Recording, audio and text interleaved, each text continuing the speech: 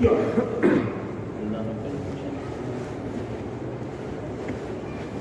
الحمد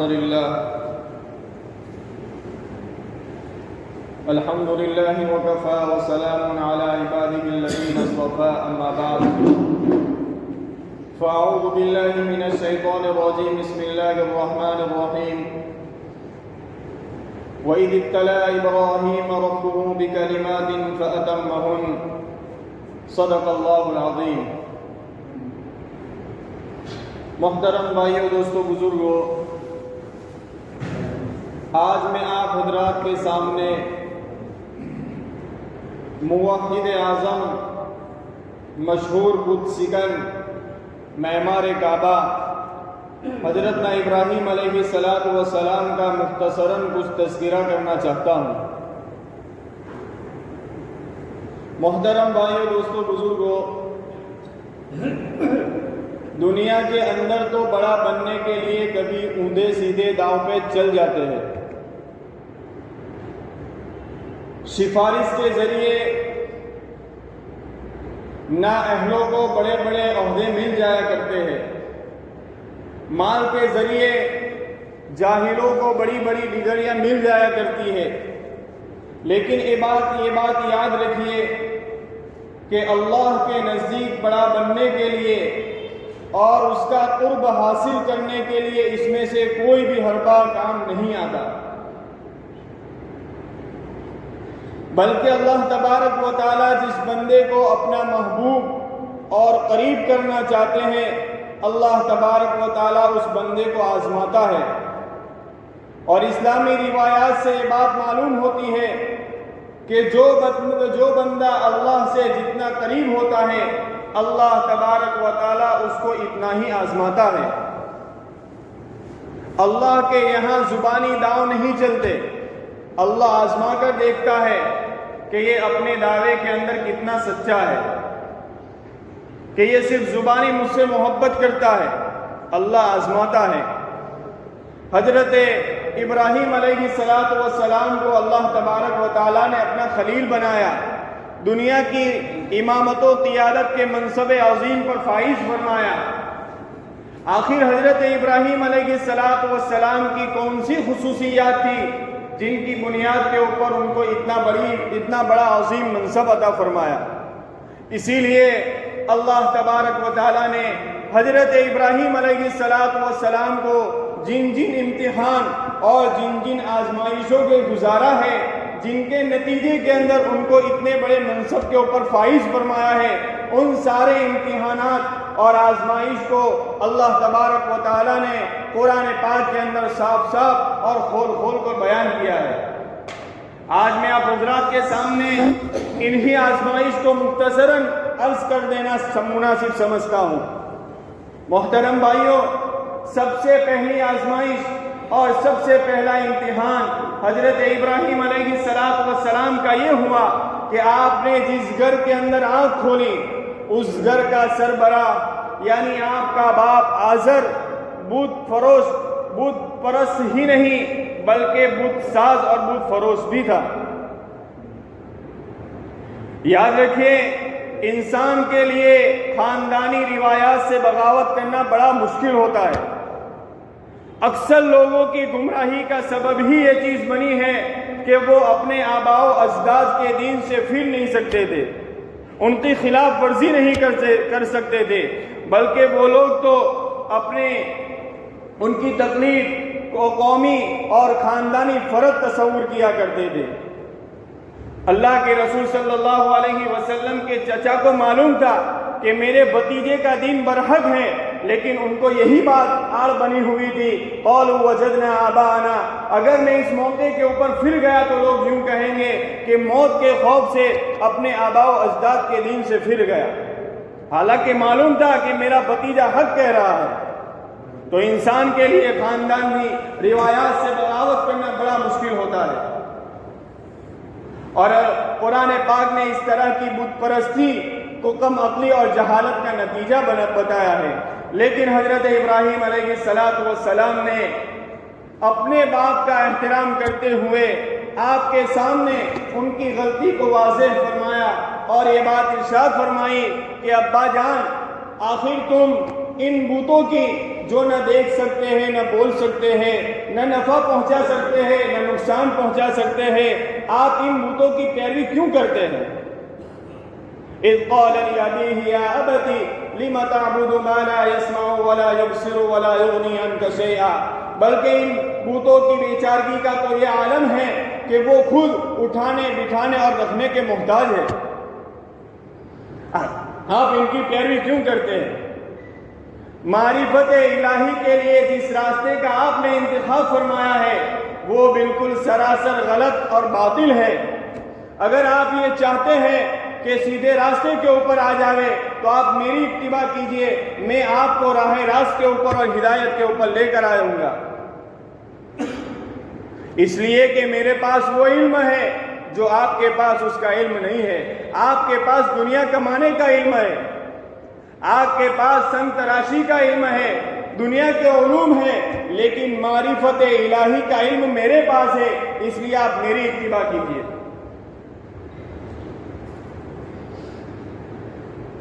اس سے یہ بات بھی معلوم ہوئی کہ اگر دینی علوم کسی چھوٹے آدمی کے پاس ہو اور بڑا آدمی چاہے وہ عمر کے اعتبار سے ہو یا پیسے کے اعتبار سے ہو، اس کی مثال نابینا کسی ہے، اور چھوٹے آدمی کی مثال بینا کسی ہے۔ اگر کوئی نابینا بینا کی اتباع کے اندر آر محسوس کرے تو قریب ہے کہ وہ کھڈے میں جا کر گر جائے گا۔ چنانچہ حضرت ابراہیم علیہ السلام نے واضح طور پر یہ بات بیان کر دی، ابا جان اگر آپ نے میری اتباع اور پیروی نہیں کی تو رحمان کے عذاب سے آپ کو کوئی نہیں بچا سکتا۔ قربان جائیے قرآن پاک کی فصاحت و بلاغت کے اوپر۔ قرآن پاک یوں کہتا ہے عذاب من الرحمن، حالانکہ یہاں پر تو اللہ تبارک و تعالیٰ کا عذاب بیان کیا گیا ہے، تو چاہیے تھا کہ قرآن پاک اللہ کی صفات میں سے صفت جباریت کو، صفت قہاریت کو بیان کرتا کہ عذاب من الجبار، عذاب من القہار، لیکن رحمان کا لفظ بالا کر اس بات کی طرف اشارہ کر دیا کہ میرا رب تو رحمان ہے، وہ نہیں چاہتا کہ میرے کسی بندے کو تکلیف پہنچے، وہ تو یہی چاہتا ہے کہ دنیا کی ساری مخلوق میرے ناقابل برداشت عذاب سے بچ جائے، لیکن اس کے بعد بھی اگر کوئی بدبخت شرک اور بت پرستی کر کے اپنے آپ ہی کو جہنم کا ایندھن بنانا چاہے تو پھر وہ رحمان جیسے رب کے عذاب سے بھی وہ آدمی نہیں بچ سکتا۔ چنانچہ حضرت ابراہیم علیہ السلام کی ایک مخلصانہ فہمائش کے اوپر ان کے باپ آزر نے حضرت ابراہیم علیہ السلام کو دھمکی دی، اور دھمکی دیتے ہوئے بات ارشاد فرمائی، یہ بات کہی کہ ابراہیم تو ہمارے معبودوں سے پھیرا ہوا ہے، اگر تو باز نہیں آیا تو میں تجھے سنسار کر دوں گا اور میری نظروں سے دور ہو جا۔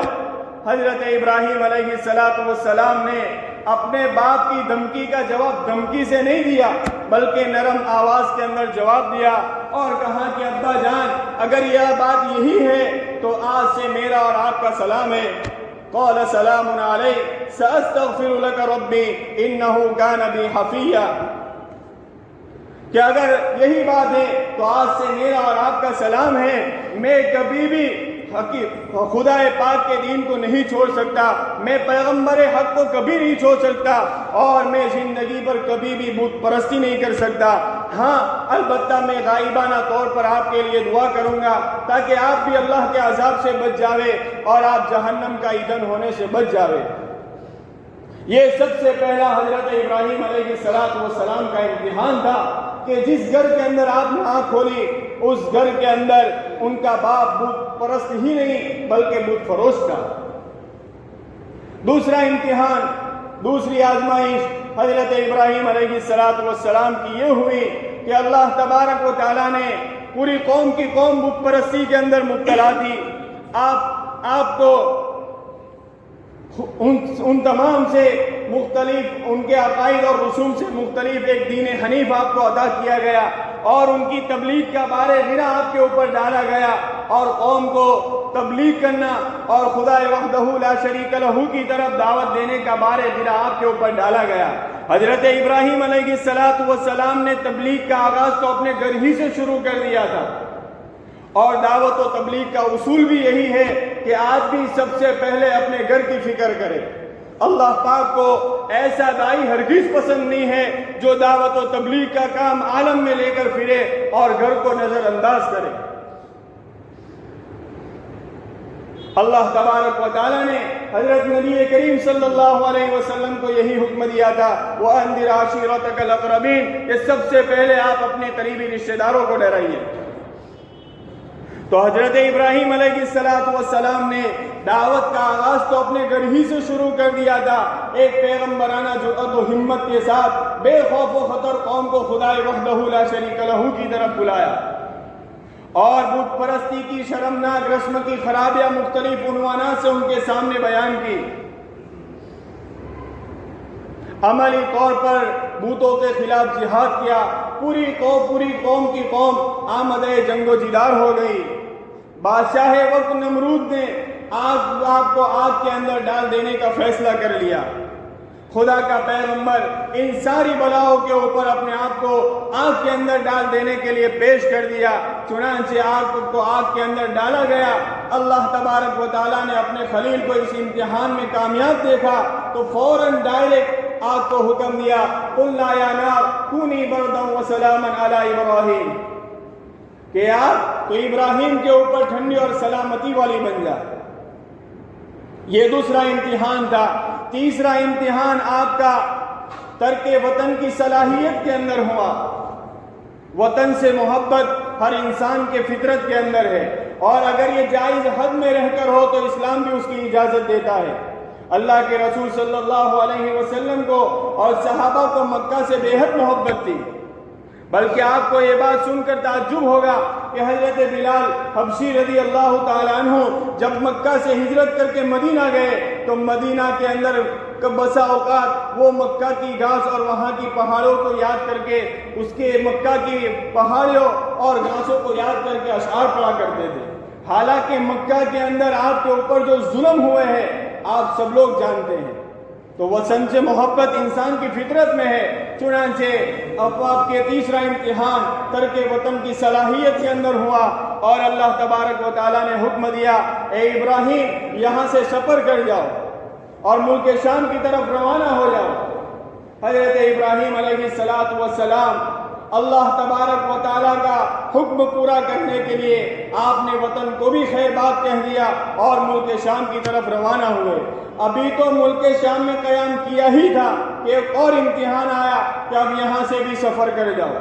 جبرائیل امین آئے، ساتھ لیے بیوی اور بچے کو ساتھ لیے، اور وہاں سے روانہ ہوئے۔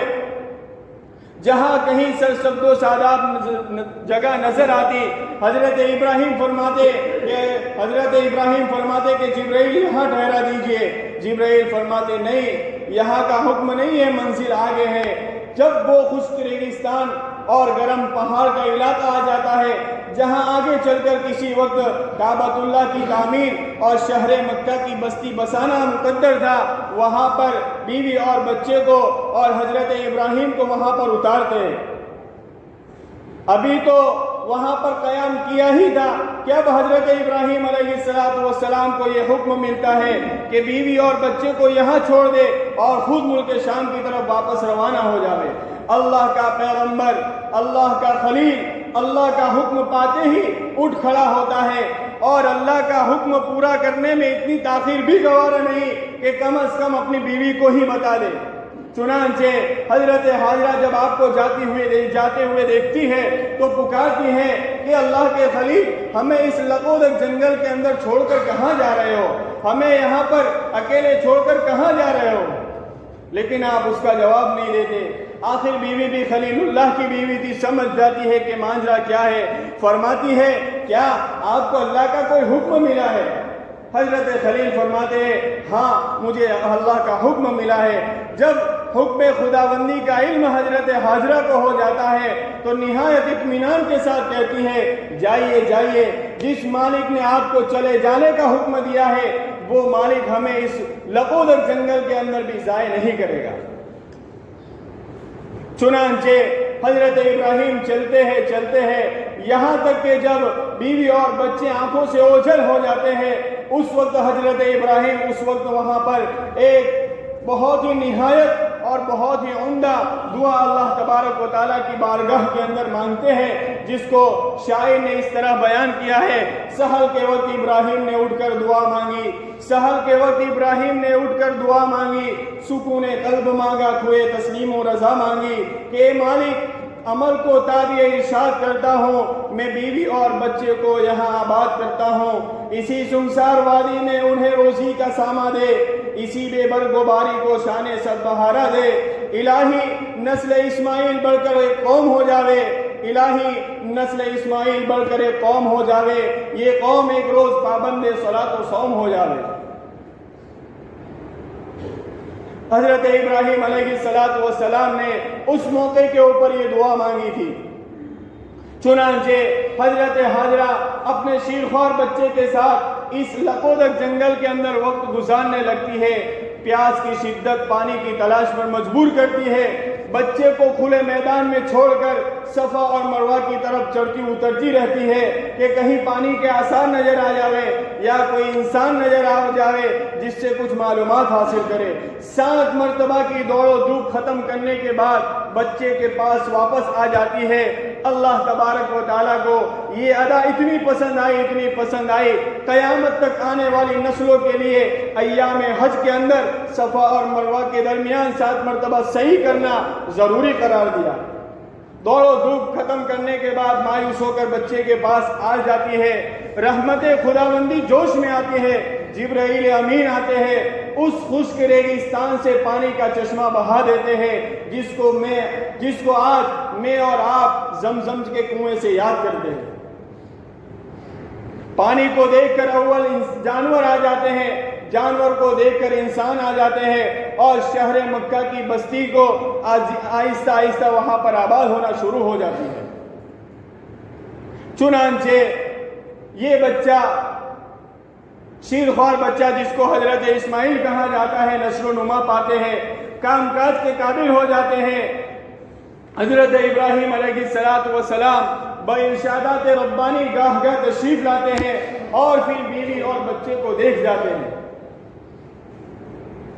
اس وقت اللہ تبارک و تعالیٰ ایک اور عظیم امتحان، جس امتحان کی وجہ سے ہم لوگ آج عید الاضحیٰ منا رہے ہیں، وہ امتحان شروع ہوتا ہے۔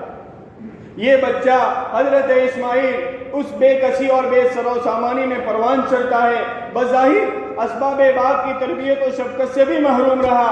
جب وہ وہاں پر حضرت ابراہیم پہنچ جاتے ہیں، اس وقت اللہ تبارک و تعالیٰ ایک اور امتحان لیتے ہیں۔ 7 ذی الحجہ کو حضرت ابراہیم علیہ السلام خواب دیکھتے ہیں۔ خواب میں آپ کو یہ اشارہ کیا جا رہا ہے کہ آپ اپنی عظیم ترین چیز کو ہماری راہ میں قربان کرو۔ دوسرے دن حضرت ابراہیم علیہ السلام 100 اونٹوں کی قربانی اللہ کی راہ میں قربانی دیتے ہیں، کیونکہ اس وقت سب سے عظیم ترین چیز مال ہی کو سمجھا جاتا تھا۔ دوسرے دن پھر خواب دیکھتے ہیں کہ عظیم چیز کی قربانی کرو۔ اللہ کے خلیل دوسرے دن بھی 100 اونٹوں کی قربانی کرتے ہیں۔ تیسرے دن پھر حکم ہوتا ہے کہ ابراہیم، ہم نے آپ سے عظیم اور محبوب ترین چیز کو مانگا ہے۔ دل کے اندر آتا ہے کہ اسماعیل سے عظیم اور محبوب کون ہو سکتا ہے۔ ہاجرہ کو کہتے ہیں، حضرت ہاجرہ کو، کہ حضرت اسماعیل کو تیار کرو۔ اہتمام کے ساتھ حضرت ہاجرہ حضرت اسماعیل کو تیار کرتی ہے، نہلاتی ہے، نئے کپڑے پہناتی ہے۔ حضرت ہاجرہ پوچھتی ہے کہ کہاں کا ارادہ ہے؟ حضرت ابراہیم فرماتے ہیں، میں اپنے بیٹے کو میرے مالک سے ملانے کے لیے جا رہا ہوں۔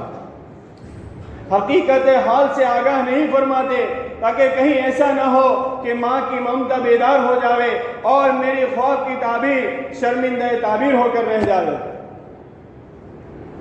چنانچہ حضرت ابراہیم علیہ السلام حضرت اسماعیل علیہ السلام کو لے کر مینا کی طرف روانہ ہوتے ہیں۔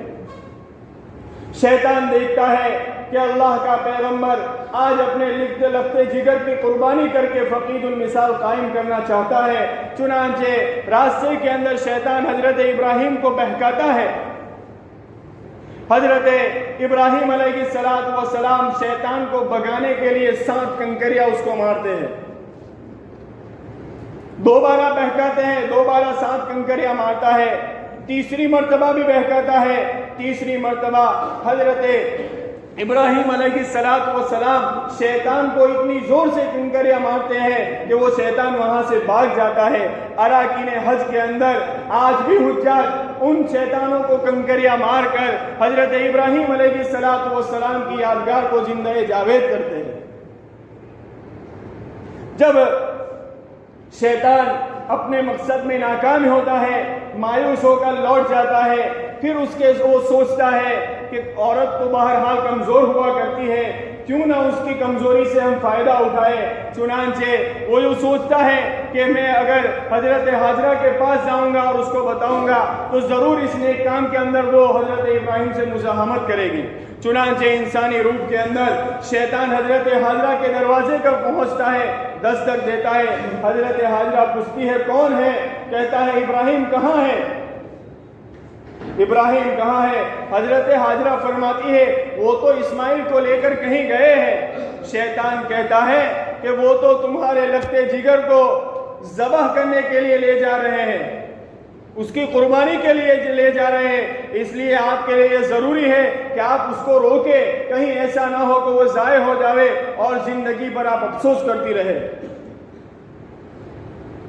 چنانچہ اگر آج کی ماں ہوتی ضرور اپنے رفتے جگر کو بچانے کی فکر کرتی، لیکن وہ تو ایک عظیم المرتبہ خاتون تھی، پیغمبر کی بیوی تھی اور ہونے والے پیغمبر کی ماں تھی، سمجھ جاتی ہے کہ ضرور یہ اگر وہ حضرت حاجرہ فرماتی ہے کہ اگر ابراہیم میرے لگتے جگر کو ذبح کرنے کے لیے لے جا رہا ہے تو ضرور کوئی اللہ کا حکم ہوگا۔ مجھے تو افسوس اس بات کا ہے کہ ابراہیم نے مجھے بتایا تک نہیں۔ میری تمنا تو یہ ہے کہ اگر اللہ کی رضا اور اللہ کی خوشنودی حاصل کرنا مقصود ہے تو ایک نہیں بلکہ ہزاروں اسماعیل قربان ہے۔ میری چاہت اور میری تمنا تو یہ ہے کہ اسماعیل جب ابراہیم اسماعیل کے گردن کے اوپر چھری چلائے، میں وہاں کھڑی ہوں اور میں جھولی پھیلا کر اللہ کے سامنے اس کی قبولیت کی دعا کروں۔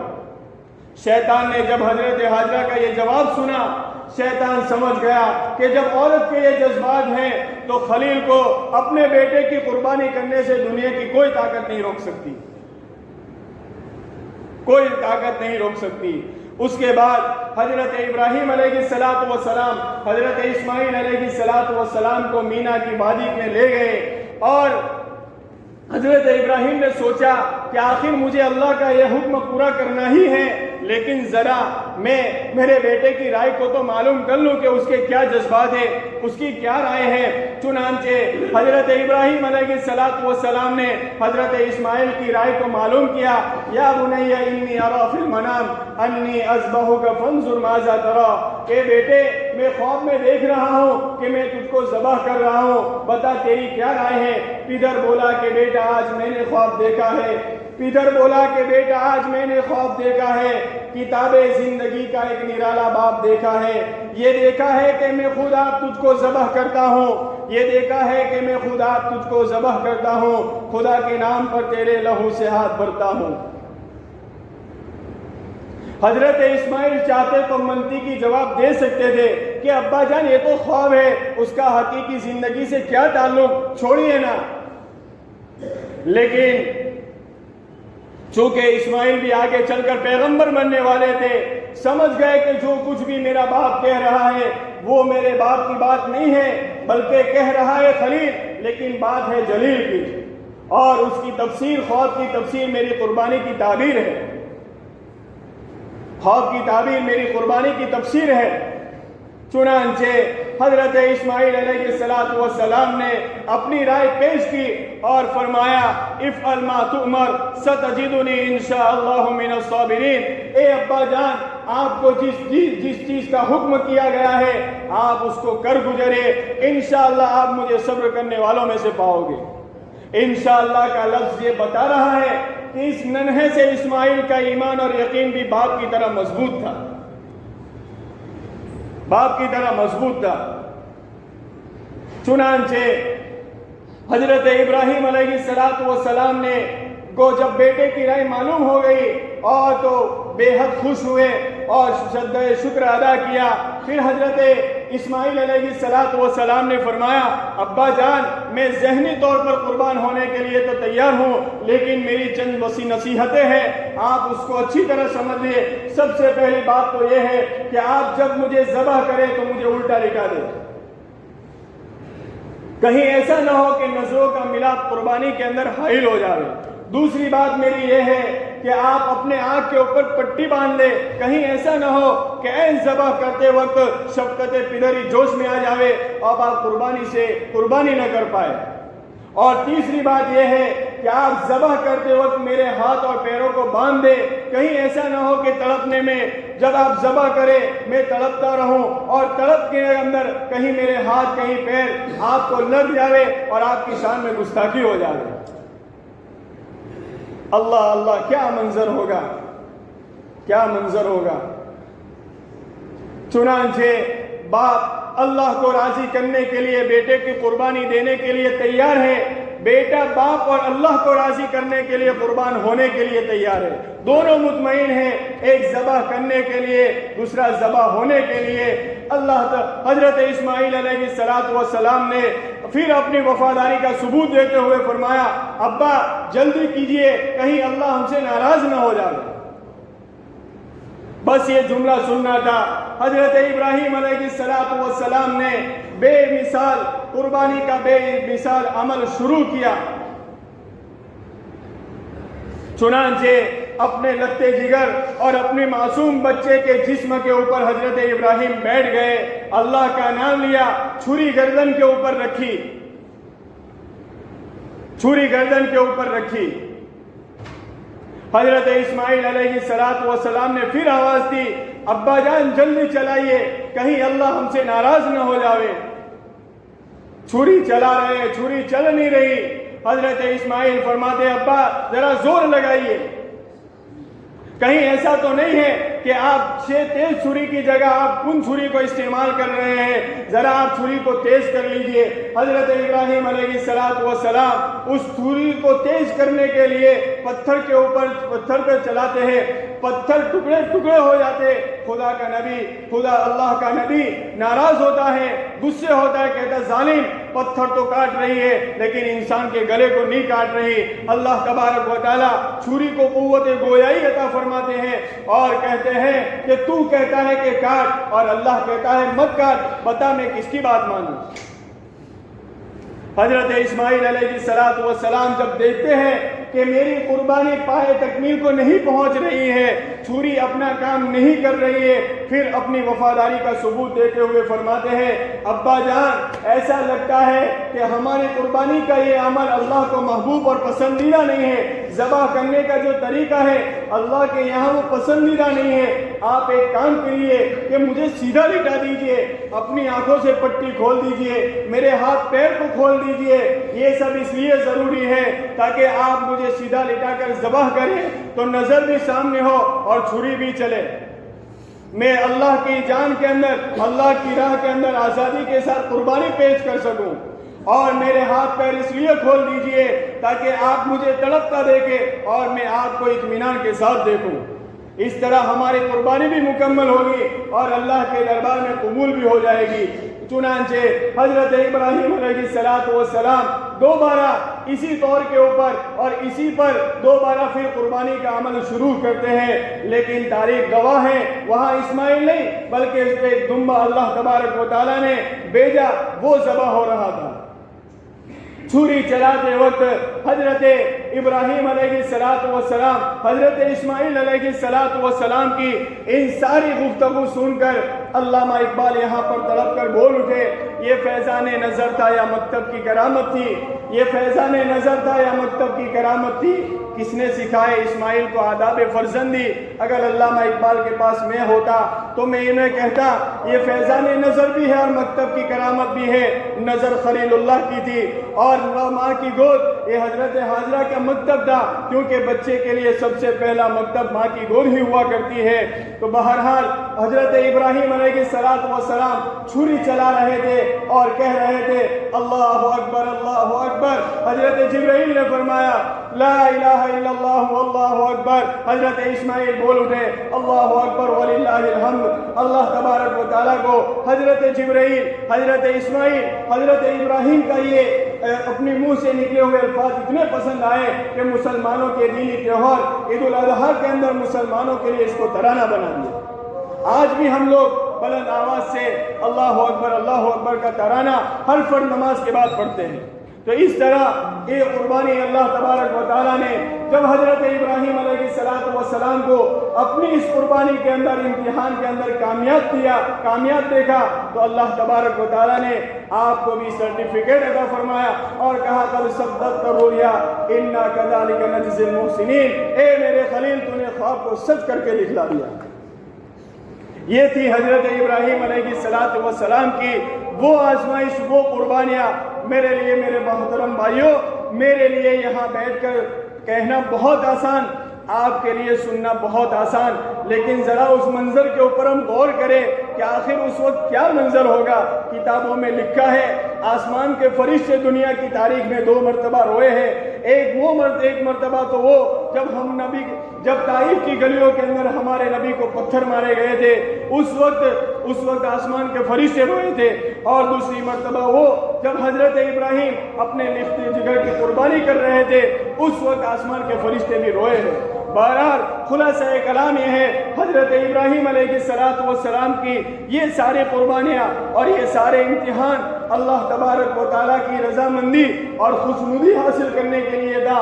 اس لیے حضرت اسماعیل علیہ السلام کی قربانی کا فلسفہ بھی یہی ہے، تاکہ انسانوں کو یہ تعلیم دی جاوے کہ وہ بھی اللہ تبارک و تعالیٰ کی رضا اور رضامندی حاصل کرنے کے لیے اور اس کے احکام کی اطاعت کے اتباع کے اندر اس طرح تابعدار ہو جاوے کہ اگر کسی موقع کے اوپر جان کا نذرانہ پیش کرنا پڑے تو آدمی جان قربان کرنے کے لیے بھی تیار ہو جاوے۔ اللہ تبارک و تعالی ہم سب کو جس لائن کی قربانی جس جگہ پر مطلوب ہو دینے کی توفیق عطا فرمائے۔ وآخر دعوانا الحمدللہ رب العالمین۔